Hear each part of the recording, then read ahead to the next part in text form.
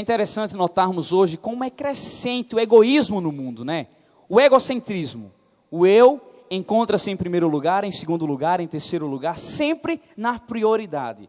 A prioridade sempre cabe ao que eu quero, ao que eu acho, ao que eu penso, ao que eu idealizo, as minhas escolhas e tomando por partida também um fenômeno muito forte chamado hedonismo, onde a busca do prazer, né, que envolve também o eu, a busca do meu prazer está acima de todas as coisas. Se aquilo me causa prazer, não importa se eu destruo minha família, não importa se eu abandono minha esposa, não importa se eu maltrato meu filho, se eu decepciono meus pais, o hedonismo sempre nos envolve. Pois é, mediante um risco tão grande de tomarmos decisões que desagradam a Deus, nós vemos padecer uma habilidade tão linda que o Senhor nos deu, o de ouvir.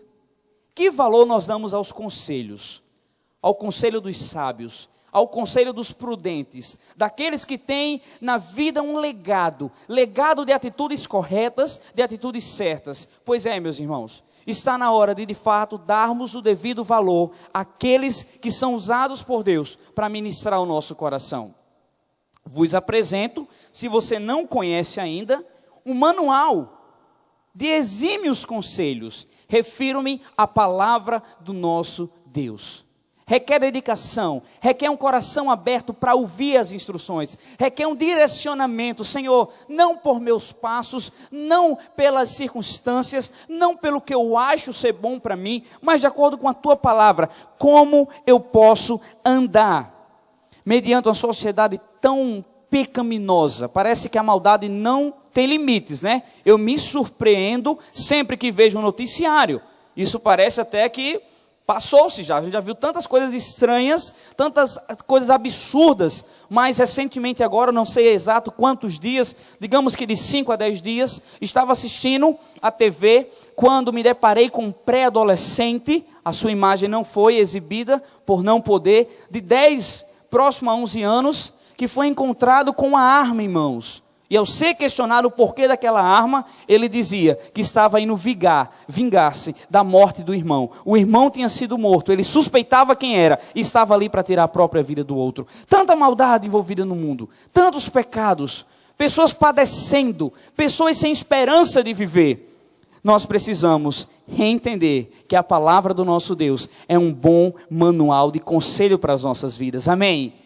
Que requer os nossos ouvidos estarem atentos. E entre os conselheiros que soube comunicar-se com a igreja, soube escrever cartas pertinentes, pois toda inspiração veio do próprio Espírito Santo, está o apóstolo Paulo, perseguidor, antigo perseguidor da igreja. Tem um encontro com Jesus e diz, não, minha vida agora tem que ser para dar frutos para o Senhor. E decide visitar algumas igrejas. Não igrejas necessariamente, algumas sim, outras cidades. Cidades que o evangelho não tinha chegado ainda. Isso aconteceu em Corinto.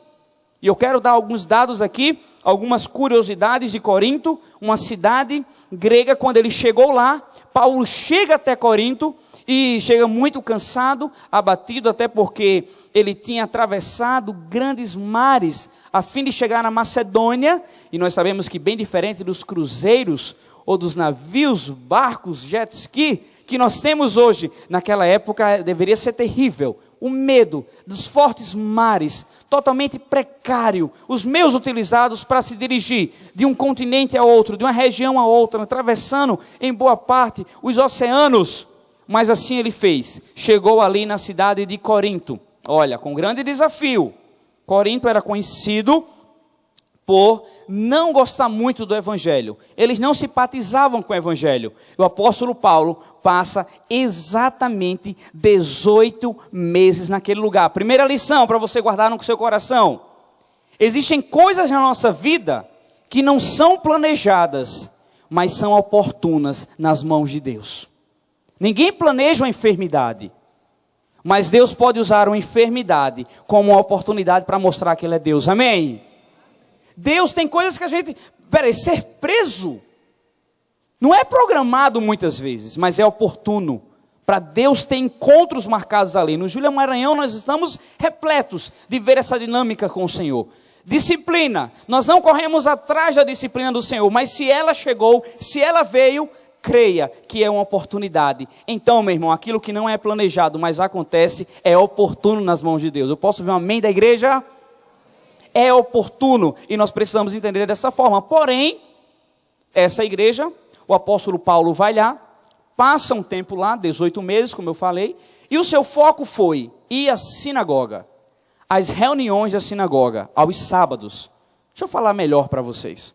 O apóstolo Paulo se reunia com aqueles que não acreditavam em Jesus. Na sinagoga estavam os judeus que esperavam o Messias. E o apóstolo Paulo fez: eu tenho que estar lá. Eu tenho que mostrar que eu sou de Jesus naquele ambiente. E para a honra e glória do Senhor, vários judeus entregaram o seu coração ao Messias Jesus Cristo. Inclusive o líder da sinagoga, o judeu, Crispo. Os relatos de Atos falam exatamente isso. Que o líder da sinagoga entregou a vida a Jesus também. Oportunidades. Pessoas falaram: olha, Paulo, lá eles não são adeptos ao cristianismo. Eles não acreditam em Jesus. O apóstolo Paulo falou: tá certo, já estou aqui, tenho que ficar, irei permanecer. Os 18 meses marcaram o tempo, o maior tempo que ele já passou em alguma cidade. E eu quero lhe relembrar, através dos relatos do Novo Testamento, ele esteve em Éfeso, teve em Filipe, teve em Roma, teve em Tessalônica, como também teve com visitas pessoais a Timóteo, Filemão. São os livros da Bíblia. Primeiro ele visitava, depois ele criava uma reunião cristocêntrica naquela cidade, e depois se comunicava por cartas. Algo que hoje seria feito, sem dúvida nenhuma, por e-mail, a forma mais fácil. Mas o egocentrismo começou a envolver aquela igreja. E eles precisavam de bons conselhos. Experiências pessoais começaram a tornar-se doutrinas. Exemplo, é um exemplo. Digamos que eu tire a segunda-feira da minha semana para fazer visitas hospitalares. É uma experiência minha, amém? É uma experiência minha. Mas eu não posso chegar aqui e dizer: quem não for ao hospital visitar as pessoas na segunda-feira está em pecado. Porque seria como eu quisesse colocar uma experiência como doutrina a ser seguida, e não pode. Você pode, na madrugada, se acordar para orar, você pode ter um dia específico de jejum, mas você não pode decretar isso à igreja como uma condição de agradar a Deus. Não, são experiências. E assim aconteceu com a comida. Alguns gostavam de um tipo de comida, outras não. Eu me recordo um episódio da minha vida, porque por mais que eu esteja lutando com a gordura para virar massa, mas eu tenho um bom apetite. Aqueles que já me acompanharam sabem que eu não nego o rodízio, seja ele do que for. E um irmão me chamou para comer na casa dele, meus irmãos. E tu sabe quando aquele irmão faz o maior, sabe? O maior negócio que eu digo é o chefe. Estarei diante do chefe de cozinha. Meus irmãos, quando eu chego no terraço, eu sinto aquele cheiro e eu digo: não, não é não. Não é não. Mas era buchado o cardápio. A sacolinha, quem não conhece, bota no Google, pesquisa imagens, vai aparecer uma sacolinha horrível, com algumas coisas pequenas, mas que quando engole se ficam enormes dentro de si. Eu não sei o que é. E eu disse: meu Deus, como é que esse irmão faz isso? E assim, meus irmãos, eu não sei se meu medo fez transparecer muito, mas ele percebeu que eu estava um pouco temeroso. E ele disse: o irmão gosta de buchada. Eu disse: assim, né? Assim. Aí ele: tá vendo? Por isso que eu fiz outro prato. Traz aí, mulher. Meus irmãos, calma, não era filme de terror, era um almoço na casa do irmão. A mulher do irmão vem com a cabeça de um bode. O bode tinha um cabelo, parecia Neymar, meu irmão. Pra cima assim, ó. E naquele instante o bode cai, eu caio pro outro lado. Eu fiquei entre o bode e a buchada, o irmão foi logo com o garfo no olho de bode, eu disse: Senhor, antes que venha testículo, rabo de boi, língua, o que for, eu vou sair daqui. Almocei pipoca bocos na casa do vizinho que tinha uma barraca. Mas imagina se esse irmão chega para mim e diz: meu irmão, a partir de hoje, se você não comer buchada, você está em pecado. O inferno me esperava. Porque é maior do que eu. E eu descobri outra coisa: eu não posso estar de lado de alguém que come. Porque quando rasga a sacola, aí que o fedor sobe mesmo. Então, meus irmãos, ei, quem gosta, por favor, fique à vontade. Agora, nunca me chame para comer, mas Deus te abençoe, seja feliz. Para mim, isso é prato exótico. Enfim, o que foi que houve?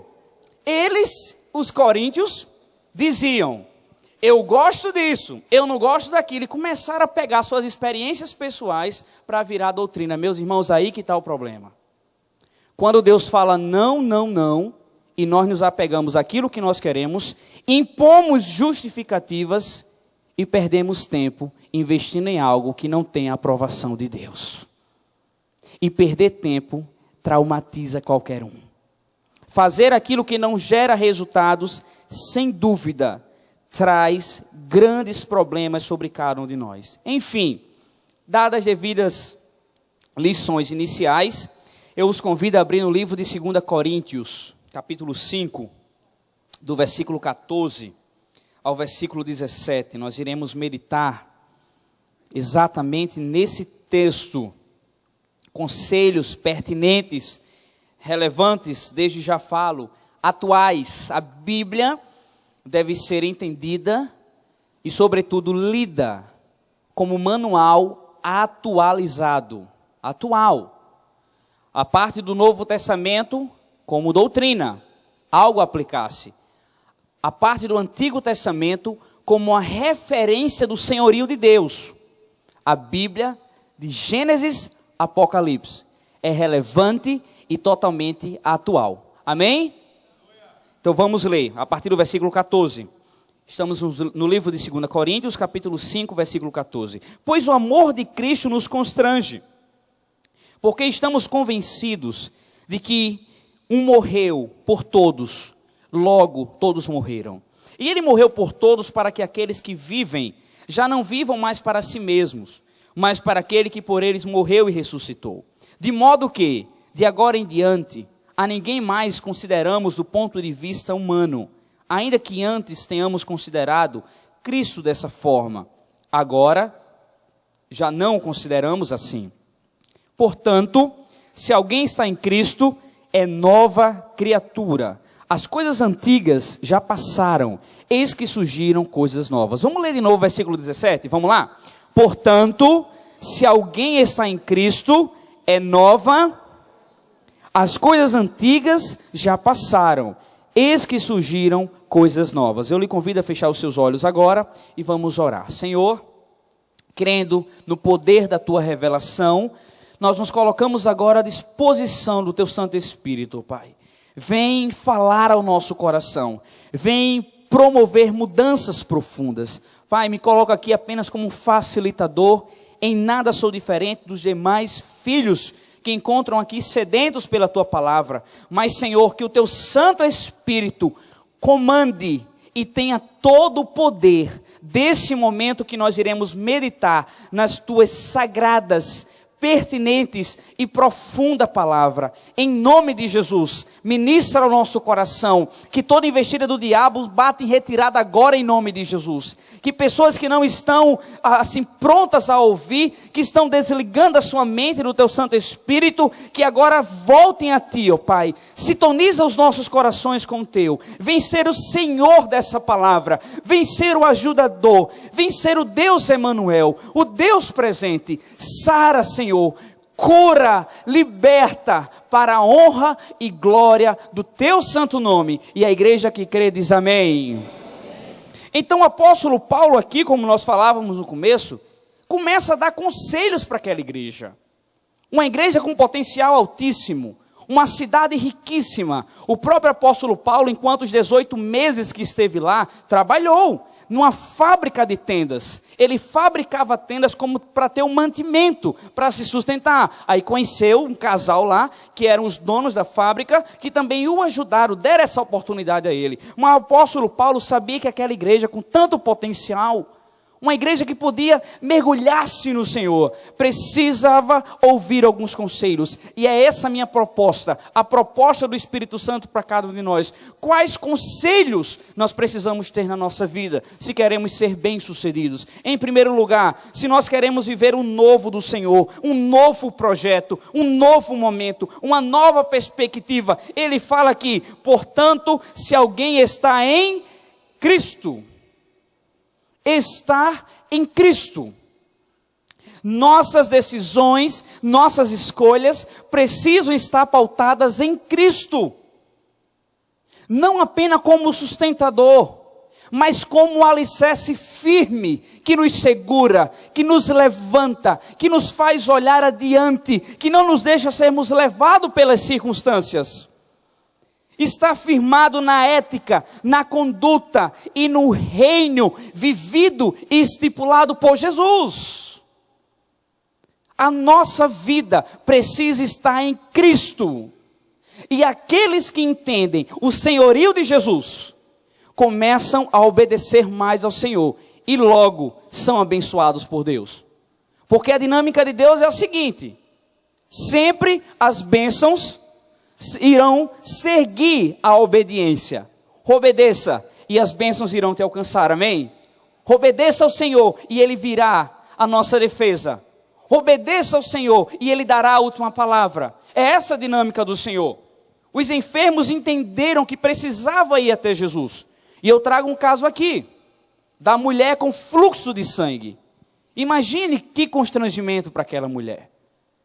Com certeza, não existia objetos que facilitam hoje, esses dias, que a mulher enfrenta da menstruação. Imagina naquele momento, uma mulher que há 30 anos era conhecida, meus irmãos. Por quê? Sem dúvida andava, deixava o rastro. Sentava-se, era percebido por todos. Mas aquela mulher vai até Cristo. E a Bíblia fala que ela toca no Senhor, porque entendeu que em Cristo iria receber a cura. Amém? Em Cristo, a nossa vida precisa estar em Cristo.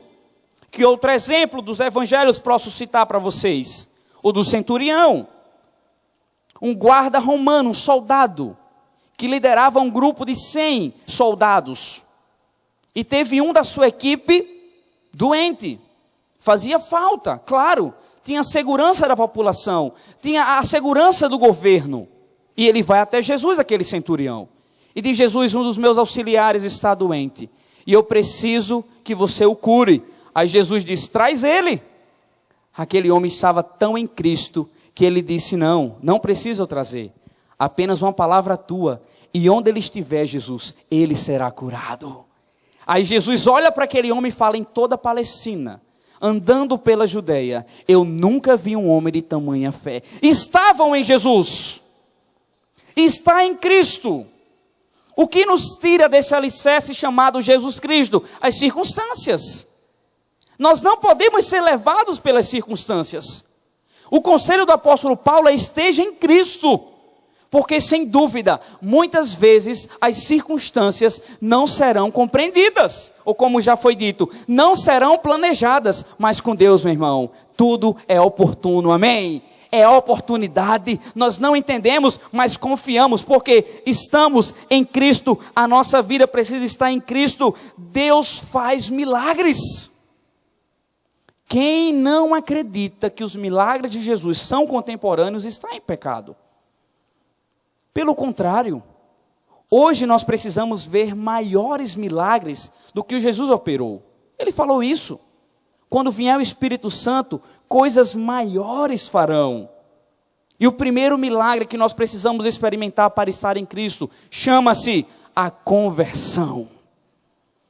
Para estar em Cristo, não é necessário religiosidade. Não é necessário religião. Não é necessário líderes religiosos. Não é necessária admiração e devoção a outras pessoas ilustres que passaram por essa terra. É apenas necessário estar em Cristo e nele entregar o seu coração. Amém? Meus olhos viram.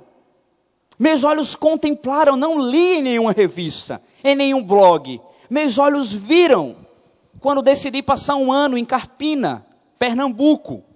Uma cidade pequena, mas que ali tinha uma igreja batista. O pastor Bob falava do amor de Deus, e eu fui desenvolver ali um trabalho, dando suporte a alguns sertanejos. E meus irmãos, certa vez, o grupo chegou a um sítio e falou do amor de Deus, e um sertanejo se converteu. Mas aquele sertanejo tinha algo especial. ele não sabia ler. Ele não tinha compreensão nenhuma dos fonemas. Nem ouvindo os fonemas, ele conseguia decodificar. O que é isso? Ba, dizer, é uma vogal, é uma consoante B e uma vogal A. Nem essa compreensão ele tinha. De matemática era quase zero. E aquele homem aceitou a Jesus. Houve um milagre ali, amém? Mas aquele milagre foi acompanhado por uma Bíblia do Novo Testamento que ele recebeu. Percebemos que ele estava ali, sabe, um tanto quanto envergonhado, sem saber o que iria fazer. Mas Deus tinha reservado algo para ele. Ao sentar em um pé de manga, tendo aberta a Bíblia, de forma milagrosa ele começou a ler. E ouviu o poder de Deus, amém! O primeiro milagre é a conversão. O que vem depois é apenas o agir de Deus. Mas nós precisamos estar em Cristo. É em Cristo. Não pode ser em circunstâncias, como eu falei. Não pode ser, sabe, em mágoas. A real compreensão de que eu estou em Cristo é associar os projetos de Deus aos meus projetos. De forma espiritual, nós somos tendenciosos a escrevermos a nossa lista de exigência e no final deixar uma parte em branco para Deus assinar. Mas a dinâmica de Deus não é essa. Aquele que está em Cristo assina tendo uma folha em branco, dizendo, Deus, estipula o que tu queres, que eu irei cumprir para a honra e glória do teu santo nome. Essa é a dinâmica. Está em Cristo, não está no meu querer, não está no que eu acho, não está nos meus projetos, mas em Cristo. Isso é necessário. Mas estar em Cristo requer um preço ser pago. Você quer ter a família em Cristo? Tem que pagar o preço, meu irmão. Você quer que sua família renda-se ao Senhor? Tem que pagar o preço. Seu temperamento não pode ser o domínio da sua vida. Você agora tem que estar em Cristo. Você, pai, quer ver seus filhos crescendo no Senhor? Tem que pagar o preço. Eduque com seu caráter. Diga, filho, faça porque eu faço. Não faça porque eu não faço. Você quer ter um casamento abençoado? Pague o preço. Renúncia. Agora, antes de apontar para o outro, para o cônjuge, ela precisa renunciar. Casamento é mistério. É mistério do Senhor. Quem crê que é mistério? É mistério, eu vou contar por quê. Porque você faz pelo outro e Deus de forma milagrosa te faz feliz. Você faz feira quando não quer e Deus te faz feliz com a comida. Está entendendo? Você caminha na hora que você não quer, mas tem que fazer companhia porque a esposa não tem um cachorrinho e no final você perde um quilinho. Gente, é fazer pelo outro. Não é mais pensar que filho eu serei, mas em Cristo. Que profissional eu serei? Não, em Cristo, como eu devo agir com o meu trabalho público, com o meu trabalho privado, em Cristo. Como eu devo fazer? Eita, no meu trabalho não tem caderneta, não tem falta. Mas espera aí, como cristão, que preciso dar 40 horas semanais, se for assim, o que estabelecer para o seu trabalho, como eu devo fazer? Como eu devo provar o bem? Em Cristo. Não esteja em circunstâncias. Pessoas estão voltadas à vingança. Pessoas estão voltadas à mágoa. A nossa vida precisa estar em Cristo. Amém? Pessoas estão agindo como Carminha e Rita da novela. É uma vingança danada. E meu conselho para você: sai dessa avenida, Brasil. Tem cristãos, meu irmão, que tá igual a Rita e Carminha. Eu não sei se é Rita, se é Nina, mas eu vejo a hora Rita, a hora eu vejo a Nina. No Facebook, viu? Sabe? E numa rede aí. Gente, nós precisamos voltar o nosso coração. Não ser levado pelas circunstâncias. Não ser levado pelo rancor, pelo ressentimento. Você está em Cristo. Amém? Você precisa estar em Cristo, a minha vida precisa estar em Cristo, porque em Cristo nós somos mais que vencedores. Não importa a renúncia, não importa as dores, cristão tem que sofrer, porque o nosso maior inimigo somos nós mesmos. Onde é que está aqui meu maior inimigo? Batendo aqui, ó. Sou eu mesmo, é meu coração, é o maior inimigo. Mas nós precisamos lutar, porque todo instante eu preciso perceber: Senhor, eu não estou em mim mesmo, eu não sou eu mesmo, eu estou em Cristo. Eu estou em, diga, eu estou em, amém, em Cristo, levado pelo Senhor, não firme em si mesmo, não firme naquilo que você quer, em Cristo. Agora uma coisa eu os garanto, à luz da Bíblia, que em Cristo nós temos sustentação, em Cristo nós temos um projeto, sabe, alicerçado na rocha, pois Ele mesmo falou, nós não somos como uma casa construída na areia, pode ser bela como for, horas para ser construída, estará sujeita a uma forte chuva, a maré que irá aumentar e a destruição total. Mas a vida, a casa, a família que estiver alicerçada em Cristo, essa sim passará por tribulações, por fortes ventos, por chuvas, por terremotos, mas não cairá. E grande será a sua vitória. Amém? Olha o que o apóstolo Paulo fala em Romanos 8:38, pois estou convencido de que nem morte, nem vida, nem anjos, nem demônios, nem o presente, nem o futuro, nem quaisquer poderes, nem altura, nem profundidades, nem qualquer outra coisa na criação será capaz de nos separar do amor de Deus que está em Cristo Jesus nosso Senhor. Louvado seja o nome do Senhor, amém? Em Cristo, você não está voltado a ressentimentos, você não está voltado a se acabar por uma traição, a sua vida está em Cristo. Não em decepções, não em projetos frustrados, não em falência. Gente, é na falência muitas vezes que Deus mostra que Ele é Deus. Sabe, nós estamos voltados a Cristo, alicerçado em Cristo, mas além do mais, o apóstolo Paulo fala, portanto, se alguém está em Cristo, é nova criatura. Eis uma condição essencial e não opcional. Não pode existir cristão que está na carne. Não, tem que estar no Espírito. Vai conviver com a carne? Vai, claro. O que a carne já me fez pecar hoje, e todos nós, que a Bíblia fala que aquele que disser que não tem pecado, já está pecando. Mas meu irmão, aquele que é nova criatura não é dominado pela carne. A carne vem, nos leva a errar, mas a primeira evidência de ser nova criatura é o incômodo que o pecado ocasiona no nosso coração. O pecado tem que nos incomodar. Nós precisamos criar esse mecanismo. Senhor, que o pecado me incomode. Senhor, que o pecado me incomode. Senhor, eu não quero criar pecado, como Martinho Lutero falou, como um cachorrinho de estimação. Senhor, eu não quero conviver com o pecado. Senhor, eu não quero dar justificativas por pecado, porque em Cristo eu sou nova criatura. Nova criatura no Senhor. Eis uma boa nova. Quais são os seus sonhos? Que boa notícia você queria receber? Que ganhou em jogos milhões? Que vai ser, sabe, assim, elevado no seu cargo e você vai ganhar 3 vezes mais?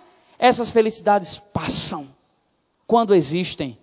Mas a boa notícia que eu trago a você à luz da Bíblia, pois os evangelhos revelam boas notícias, é que em Cristo nós somos nova criatura. Existe algo novo. E cristão que não quer mudar, fede a mofo. E não passe nem perto de mim que eu sou alérgico. Temos que mudar. É nova criatura. Peraí, Senhor. Não mais eu, que nasci lá no grupamento de engenharia, na Epitácio Pessoa. Mas o Senhor que me deu nova vida, como eu devo agir, Pai? Não mais eu, Senhor, não o que eu acho, mas como cristão, como alguém que está com a sua vida em Cristo, como eu devo agir? Entender e viver uma constante novidade de vida. Eis aqui uma sugestão que eu vos dou. Vamos não apenas fazer planejamento de vida, mas vamos nos avaliar. Somos tendenciosos a avaliar os outros, a ver o erro dos outros. Mas a dinâmica de Deus, a gente primeiro muda, para que através da nossa vida, Deus mude o outro. Amém? Amém? Marido, você tem que ser nova criatura, amém? Gente, só as mulheres falaram amém. Será que o estado está grave mesmo? Imagina, pela fé as mulheres disseram amém, os maridos. Eu vou falar de novo, viu? Marido, não é mais como você quer. Você é nova criatura, tem que ser como homem de Deus, amém? Mulheres, não é mais como você quer, você é uma mulher de Deus, amém? Eita, são as mulheres fortes. Eita, as mulheres para mudar, mas paguem o preço que o marido vai mudar, viu? Como os irmãos pentecostal falam, Jesus vai pegar na curva. Paguem o preço, que você não está orando em vão não, ore, interceda. Eita, teve marido que se arrepiou. Aí eu digo, arrepia Jesus. Meus irmãos, não é mais ser um filho como eu penso em ser. Não é mais ser um profissional, mas é entender na dinâmica de Deus. Eu preciso ser nova criatura. Aquele que está em Cristo é nova criatura. Não é uma questão opcional, é uma necessidade de evidenciar. Porque a salvação não é conquistada. Se você tem caminhado querendo conquistar a salvação, inutilmente você tem agido. A salvação é presenteada por Deus, porém é evidenciada. Amém? Salvação é um presente de Deus. Não há nada que eu faça de mais ou de menos para Deus me amar a mais ou menos, não. Deus me elegeu, Deus nos escolheu.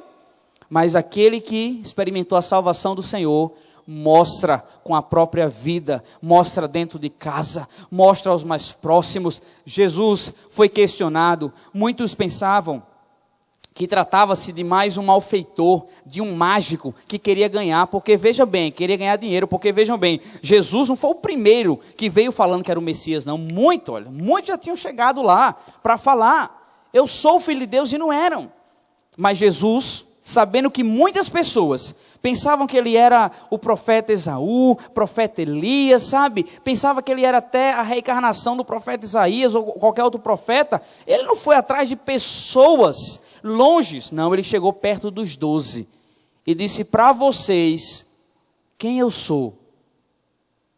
E Pedro disse, tu és o Filho de Deus. Meu irmão, quem tem que ver quem eu sou, que eu sou uma nova criatura, são aqueles que estão perto de mim. Não importa para você que me veio uma semana, eu que lhe vejo uma semana, vejo você exemplar aqui, trabalhando, voluntário dedicado, não. Eu vou achar, eu estou vendo superficial. Mas as pessoas que estão conosco têm visto um novo nascimento? Vem uma nova criação, uma nova criatura, novos pensamentos, novas ideias, novos projetos. Fica a dica. Nós precisamos entender que é uma condição necessária. Então, em nome de Jesus, vamos nos libertar dos prazeres enganosos do mundo. Vamos entender que em Cristo nós somos nova criatura. Amém, meus irmãos? Não podemos optar por aquilo que não vale a pena, pois nós temos valor. E continuando, voltando para o versículo 17. Portanto, se alguém está em Cristo, foi o primeiro ponto, amém? Precisamos estar não em circunstâncias, não em mágoas, não em engano do coração, mas em Cristo, porque Ele é o sustentador, é Ele que nos leva adiante. Além do mais, nós precisamos evidenciar um novo nascimento, porque quem está em Cristo é nova criatura, e nós prosseguimos, as coisas antigas já passaram. O conselho de Deus para a nossa vida, se nós queremos alcançar as bênçãos do Senhor, se você quer ser bem sucedido por onde você andar, seja como a história um dia foi, dividida entre antes e depois de Cristo. A nossa vida tem que ter um marco, meu irmão. Um marco zero, literalmente.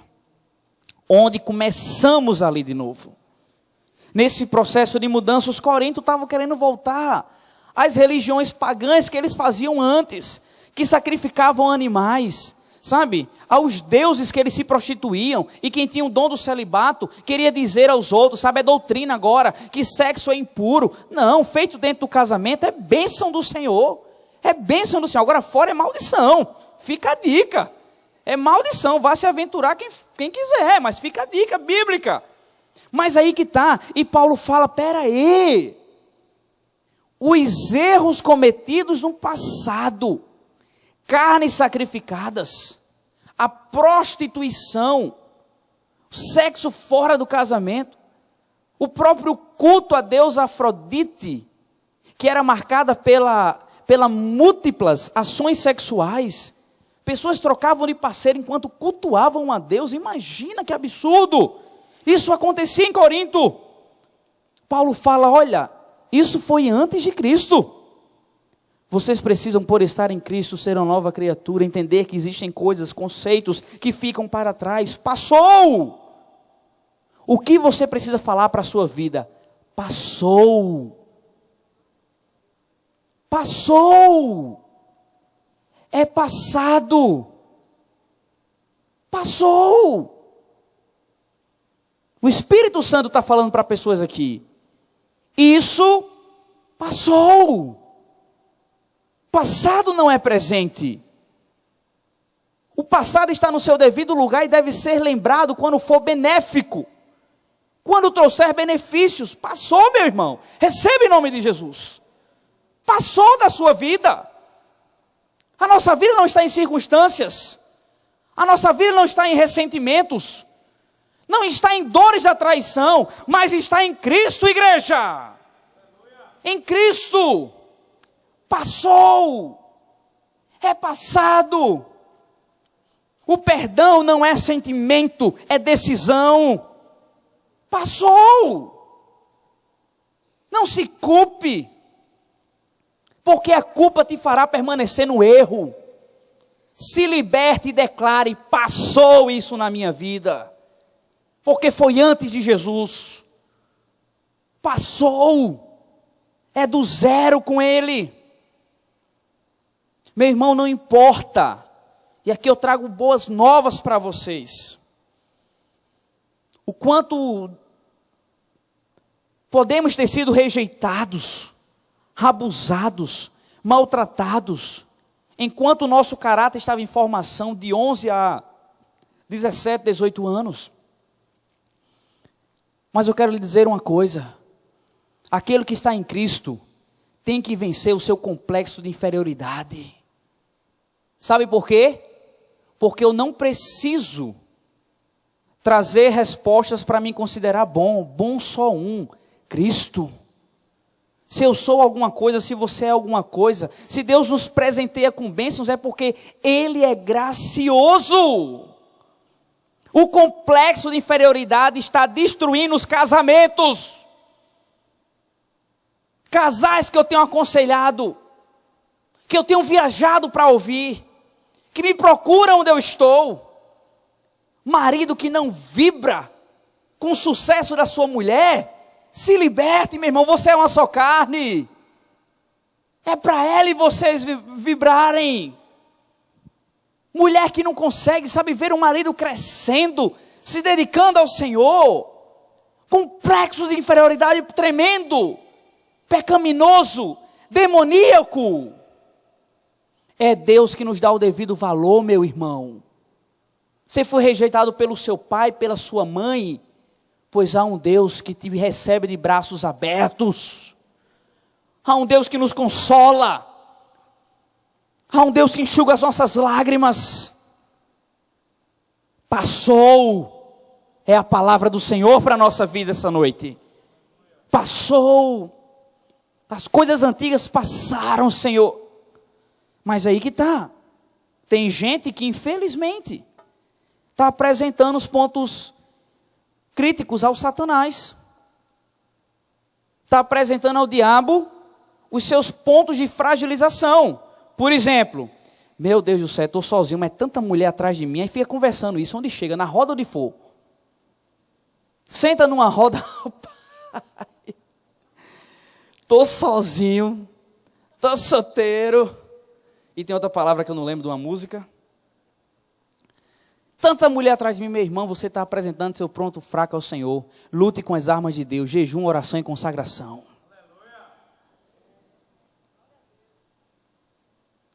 Tem gente que fica mergulhado no passado, aí mói, fica moendo. A Bíblia, ai meu Deus, a Bíblia é tão sábia. Diz que a pessoa amargurada é feita uma goteira. Teve até gente que falou, Ave Maria, é mesmo, é um negócio sério. Imagina aquela goteira, meu irmão. Pá, pá, pá, pá. Tem vezes que eu estou no meu quarto, eu não fechei a torneira bem da cozinha, e fica mesmo na cumbuquinha. Vocês sabem o que é isso, né? Uma cumbuquinha. Gente, fica mesmo na cumbuquinha, aquele pingo, pim, pim, pim, pim. Eu fico naquela, vou, não vou, espero encher mais. Deixa eu ver se enche mais, Senhor. Deixa eu ver se muda. Aí enche. Aí a cumbuquinha vira. Aí começa na colher. Pem, pem, pem. Aí eu digo, Jesus, eu vou me libertar hoje. Vou lá, jogo tudo assim, ó, pro lado. Lavo logo tudo. Aí deixa tudo limpinho. Gente, a palavra fala que o ser humano angustiado é como uma goteira. Pem, pem, pem, pem. Só fala sobre amargura. Eu digo a você, lute com as armas do Senhor. Oração, jejum e consagração, meu irmão. Passou, tem que passar. Filhos têm que entender o que é passado. Pais têm que entender o que é passado. Pessoas traídas têm que entender o que é passado. Pessoas que decepcionam-se com outras têm que saber o que é passado. Pessoas que têm ressentimentos têm que entender o que é passado. E o próprio Deus fala que o nosso passado está no mar do esquecimento, na profundeza dos mares do esquecimento. Toda a tragédia que ocorreu devido ao tsunami trouxe lições, principalmente para mim. Depois que o mar voltou, a quantidade exata que não pudesse invadir as casas, várias espécies marítimas foram vistas e desconhecidas pelos biólogos do mundo todo. Espécies marítimas monstruosas, boa parte nem tendo olhos sequer. Não tinha nem olho para ver. Muitas não tinham nem nadadeira, enfim. E chegou a uma conclusão. Mediante tanto avanço dos mergulhos que vão a navios, a barcos que naufragaram e ali conseguem tirar algumas coisas, nas profundezas do oceano, ninguém consegue chegar. É um lugar desconhecido. Pois Deus, em sua sabedoria, fala que o nosso passado está em um lugar onde ninguém consegue chegar. As profundezas do mar do esquecimento. Então, meu irmão, em nome de Jesus, se liberte e diga em nome de Jesus, isso passou em minha vida. Isso passou em minha vida. E para finalizarmos, está em Cristo, nova criação, as coisas antigas já passaram, eis que surgiram coisas novas. Novidade. Como enche os nossos olhos essa palavra, né? O novo. Nós queremos o novo. O novo não é destruidor. O novo é contemplado. O novo é belo. O novo é almejado. Nós precisamos entender que com Deus, o nosso Pai está disposto a nos oferecer o novo. Estipulando exatamente essa sequência de estar em Cristo, ser nova criatura, entender que coisas passaram e que o novo chegou. Qualquer pessoa unida a Jesus, recebe essa que vem do Senhor para a tua vida. Qualquer pessoa unida a Jesus tem uma nova chance. Esse é o novo do Senhor. Cada pessoa, e eu creio que existem dezenas, centenas nesse lugar, que estão aqui porque Deus irá decretar o novo sobre a tua vida hoje. Novidade de vida. Ações não mediante as minhas capacidades, porém totalmente realizadas pelo Senhor. Deixemos Deus dar ordem. Deus queria algo novo para o povo de Israel. E Faraó não aceitava. Deus foi se resolver com Faraó, mas não deixou de apresentar o novo ao seu povo. Deixa que Deus vai se resolver com quem Ele quiser. Agora, meu irmão, o novo você vai experimentar em nome de Jesus.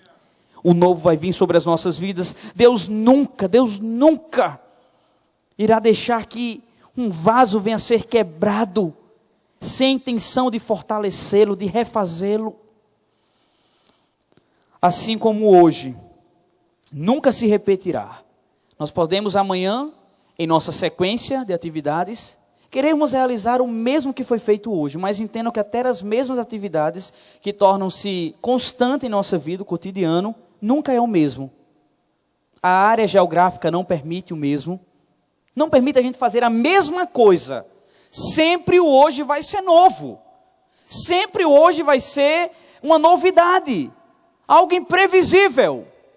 pois é esse novo que Deus tem para as nossas vidas. E nós iremos receber, porque o nosso Deus, que se importa com cada um de nós, está disposto a nos dar uma nova chance, porque Ele é misericordioso. O nosso Deus está disposto a nos levantar, dar o vigor necessário, de forma graciosa, para que os nossos olhos, pelos olhos da fé, contemplem aquilo que está por vir, e não nos deixe padecer, para a honra e glória do Senhor.